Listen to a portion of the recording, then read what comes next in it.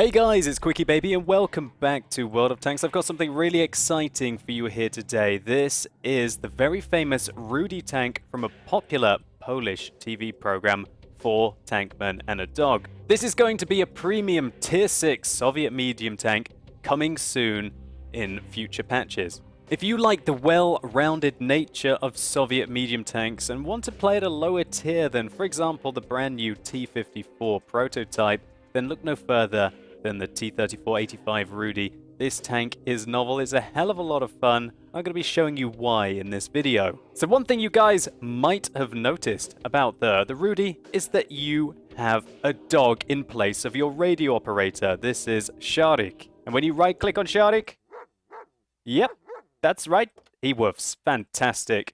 And if you click on the details of this tank, it gives you a bit of the background about 4 Tankmen and a Dog. And this is the tank from that TV program, so it should prove exceedingly popular within the Polish community. And also everyone else who wants to have a very unique tank and a good laugh at the same time. And this vehicle does make those bonus credits that premium vehicles do. I'm going to quickly run down what's different about the T-34-85 Rudy compared to the regular T-34-85. So I'm on one of my favorite websites for comparing vehicles, Tank Compare. Here we have the Rudy on the left and we have the regular T-34-85 in the center. Hit points the same, speed limit the same. The Rudy is 1 ton lighter, which should help it out a little bit with regards to its mobility. One thing we notice here is that the Rudy actually only has 4 men in its crew, as would be expected considering the name of the program. So instead of having a radio operator in this tank, you have Sharik. Can you imagine being the commander of this tank? Sharik, please, get command on the phone. We have 10 German panzers right in front of us. We need reinforcements. Hello, Central Command. What is it? What do you need? What's that? You want 3 steaks, a bottle of vodka, a blanket, and some bones? Horror show coming right up, comrade. And so yes, jokes aside, your commander will do the radio operator's job inside this tank. Now the armor profile between the tanks is identical, but this is where it gets interesting. The Rudy actually has 100 less horsepower on its engine. That's quite a significant loss from a 600 horsepower engine. And this means that even though it's lighter, it gets a worse horsepower to ton ratio. But it gets even more confusing. The Rudy gets a better traverse speed by 4 degrees of 42 degrees a second, and it also gets better terrain resistances on both hard, medium, and soft terrain. And so really I feel that this means that the Rudy is going to be pretty much just as mobile as the T-34-85. Next is a slight downside. You have a 3% greater chance to be set on fire in the Rudy, but you do get a better view range by 5 meters. Just a small benefit to the tank. The gun's alpha damage is the same, the penetration is the same, the shell pricing is the same, the velocities are the same, and the overall DPM, of course, is identical. The Rudy, however, does get a slight better aim time of 2.2 rather than 2.3. And don't worry about this elevation arc, this is a mistake. It is actually 7 degrees over the front and the side of the vehicle. And apart from that, the Rudy does carry 8 extra rounds. That might be that little bit extra that you need to carry the game. And so that's pretty much it. For all intents and purposes, it is a T-34-85 and has very marginal differences between the vehicles. Let's take a quick look to see how this vehicle performs in some gameplay. So here we go, I am playing in the Rudy on Sacred Valley. 48% chance to win. Let's see what we're able to do. We're going to be going through the south of the map, and then I want to get up onto the hill, to dominate the hill, and then to play aggressively into the enemy base. There was a lot of attention that was given to me while I was playing this tank, because as of yet, it hasn't really been seen in the game. I'm on a Wargaming press account. Thank you so much to Wargaming for enabling me to play this early so I can get you guys, the epic World of Tanks community, this preview. Really, it's been quite nice to play this Berlin trio of tanks. Going back to the roots, really. Playing some low-tier tanks again. I am quite stuck in with my high-tier matches recently. So yeah, playing some tier 6s has been quite relaxing and I've been having some rather solid results. So we didn't manage to get any spots early on, even though I got my binoculars activated. and I am using a premium consumable on this tank, which does give me exceptional view range. Because we didn't get any early spots, I feel the courage to want to push down towards my opponents. So I'm going to make it down into the location that you see me marking out here. This is a hold down location, and it can allow you to simply dominate vision into the enemy base and stop them from being able to get around and put pressure on the cap circle. And yes, that's right. I wasn't prepared for that when I first heard it. You hear the dog woof when Sixth Sense goes off. Absolutely stupendous. We hear Sharik go woof woof whenever we get spotted by the enemy team. I had absolutely no idea that Wargaming would be planning on implementing something like that, and it's a fantastic feature. It does make the... You hear that? Does make the tank just feel that little bit more unique. And it also made me play a lot more carefully. In the Rudy, when I got that audio tell that you've been spotted, it's time to get back. Well, thank you so much, Mr. Dog, for helping me out. Sharik is a good boy, keeping his friends alive in his tank, alerting them that danger is imminent. So we're trying to use the 7 degrees of gun depression over the side of this tank to find the turret of the Black Prince. And we were successful in doing so. If you just heard that little ping, and you have no idea what that is the perk Intuition. Something that I had never heard before as well until I played this vehicle.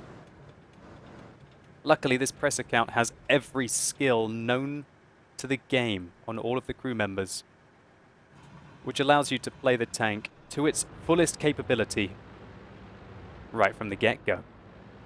So there's a Panther M10 on the enemy team who has pushed down towards the cap circle. We want to try and take him out as quickly as we can. Going to go into the bush, spot him, try and get the gun depression to put some shots into him. We put our first into him. We get spotted. Sharik tells us that. We miss our second shot, and I decide that I've got to wedge my tank upwards to be able to get the gun depression to continue to shoot this Panther M10, who's playing very aggressively indeed. He really wants to defend this cap circle. Wrong move indeed, as he gets taken out.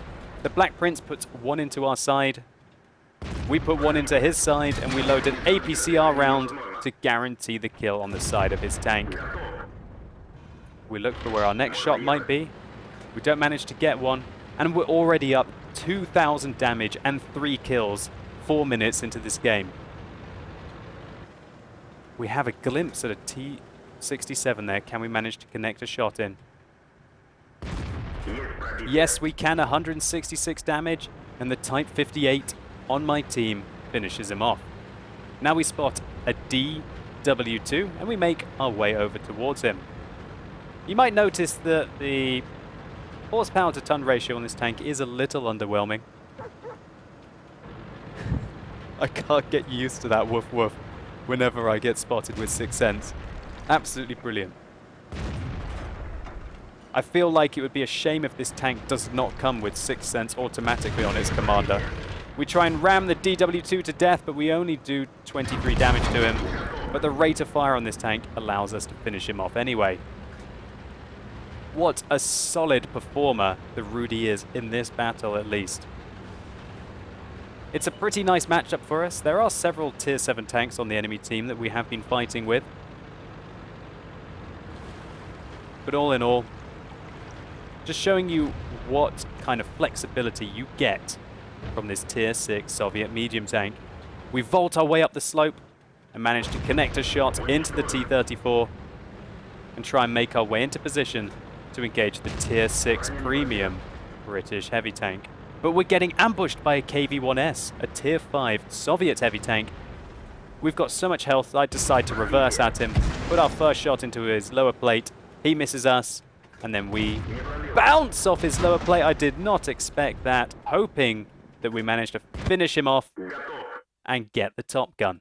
So a great game here for the Rudy. We were simply able to dominate our opponents with a combination of the fantastic 85mm on this tank, the 7 degrees of gun depression, and the mobility to go with it. This tank truly is an all rounder at tier 6 medium. So let's just take a very quick look at the post-game stats before we sneak into another quick gameplay. So this was 2,217 experience as an ace tanker. We got a top gun and a high caliber. And look at the credits that we made. This thing does make a good amount of money with 73,000 credits in the bag. 1,478 base experience for our 2,727 damage done. We did take a few hits this game, but the well-angled, albeit thin armor managed to evade most of the damage. So even though we did fire a few APCR rounds, this game we still made a very healthy profit indeed. And take a look that the Rudy does get a bonus for being a premium vehicle at tier 6. 665 bonus experience means that we get 2,882 total experience that, if you're so inclined, you can use to convert and accelerate crew training and research modules on other vehicles or new tanks altogether. So great job, Shardik. You kept us alive in that one. Let's see if we can be as lucky in our next game. So now we are playing the T-34-85 Rudy edition on Arctic region, and we've spotted a tier 7 American turreted tank destroyer below us. We put one into him. For some reason he stops, I guess to shoot. I really do not understand that, but he manages to evade our fire. But thankfully, the Stura meal on our team takes him down. So we're looking for a shot here against the T-37. That's a tier 6 American light tank, but we're unable to find it. As you can see, this tank does have 7 degrees of gun depression, which is sufficient to use in most situations.